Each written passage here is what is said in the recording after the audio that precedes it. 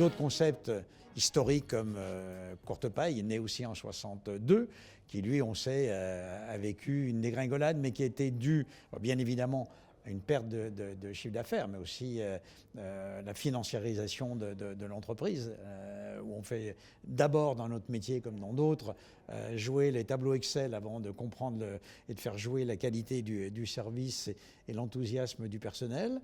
Mais il y en a moins qu'avant, mais c'est toujours là. Et moi, j'ai grand espoir dans la renaissance de Courtepaille, y compris avec des jeunes. Et là, par exemple, hier, je sortais du cinéma, j'y vais assez régulièrement, à Hippopotamus, qui est un concept né en 68, qui n'a pas trop changé. Aujourd'hui, ça fonctionne. Ça a été une renaissance importante sous l'égide du groupe Bertrand. On pourrait citer Léon, qui est moins ancien aussi. Donc, la créativité et l'innovation n'est pas forcément la clé de la réussite. Finalement, comment on fait pour faire durer un concept dans le temps? Est-ce qu'on retravaille l'école ou est-ce qu'on crée une autre enseigne complètement différente? Quand j'ai créé ma chaîne Chantegrill à l'époque, le marketing était basique. Il y avait la courbe de vie des produits et on disait la courbe de vie d'un concept, c'est si vous plantez dès le démarrage dans les 2-3 premières années. C'est toujours vrai. Sauf que maintenant, avec ce qu'on disait tout à l'heure sur les problèmes de coût d'occupation, on peut se planter dès pratiquement les premiers mois. C'est-à-dire que ça n'attend pas trop. Si un concept réussit, il était rarissime que sa durée de vie dépasse 10 ou 15 ans. Ça, c'était vrai pour n'importe quel produit, un dentifrice ou un concept de restauration.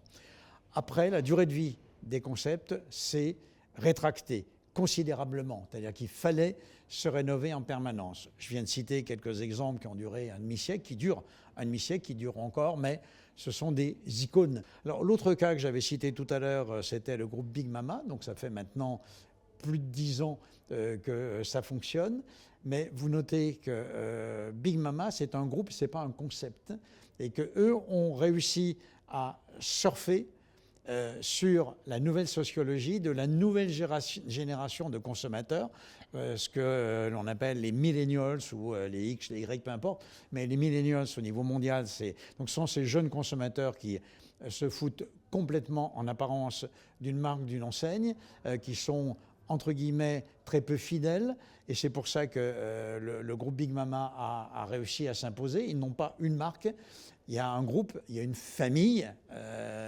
et réussissent partout où ils ouvrent. Moi, je suis frappé quand ils ont ouvert Londres au pire moment, au Brexit, où les conditions économiques pour réussir à Londres sont encore plus compliquées qu'en France. Quand on va dans le monde anglo-saxon, en restauration, on trouve facilement des investisseurs.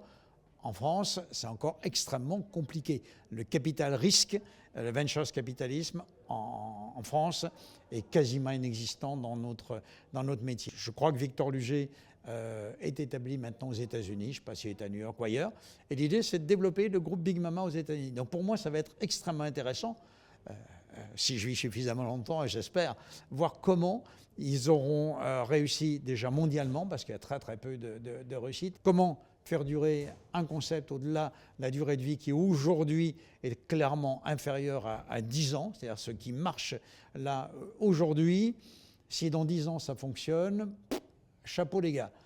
Mais ça va être très, très difficile. Et ça coûte cher, évidemment, de refaire. Alors, faut-il évoluer, changer d'enseigne ? Chacun va voir midi à sa porte, mais je n'ai pas beaucoup d'exemples qui me viennent à l'esprit de rebonds, sauf ces vieilles enseignes des années 80 que je recite, que sont Hippopotamus et Léon, mais ce sont les deux seuls. Je compte sur Courtepaille maintenant, et puis il y en a d'autres qui continuent à 5 ou 6 exemplaires comme l'Entrecôte, mais sorti de là, j'en vois pas d'autres. J'ai une dernière question sur les réussites françaises à l'international. Si finalement la profitabilité est plombée par les coûts d'occupation, si à l'étranger il n'y a pas ces coûts d'occupation, pourquoi les Français ne réussissent pas plus ? Nous ne sommes pas les meilleurs pour aller exporter nos business à l'international. On n'est pas des grands développeurs internationaux. On est bien en France, on maîtrise assez bien, et je parle du métier de restaurateur, pas de chef. Il y a beaucoup de réussites de chefs à l'international, et notamment aux États-Unis. J'ai d'ailleurs, dans les années, tout début des années 80, accompagné un vrai chef français et sa sœur, les locaux, qui quittaient la France parce qu'ils avaient un financier qui leur disait n'attendez pas les chars russes qui vont débarquer quand Mitterrand vient, venez à New York, ouvrez, on vous paye tout. Et ouvrez le Bernardin à New York. Ils ont ouvert le Bernardin, donc en 82 ou 3, je crois. Et aujourd'hui, bon, Gilbert est décédé assez rapidement, malheureusement. Sa sœur n'est plus du tout au business, mais le chef de cuisine est toujours là. Donc, ça fonctionne. Des chefs réussissent.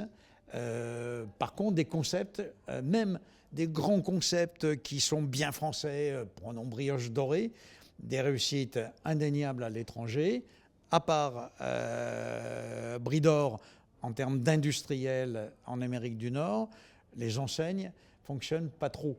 Paul Perret avait été chef de cuisine chez Patrick Derdarian à une époque. On l'a vu quand il était cuisinier à Shanghai, et il a ouvert Ultraviolet. Et Omnivore Deauville, il explique le concept qu'il va ouvrir dans quelques mois, Ultraviolet.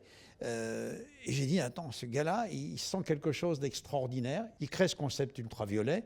Je résume, on va vous chercher à Shanghai. Vous avez réservé, je crois qu'il n'y a que 10 couverts dans le restaurant, qui est dans une banlieue totalement pourrie. On vient vous chercher en limousine, on vous bande les yeux.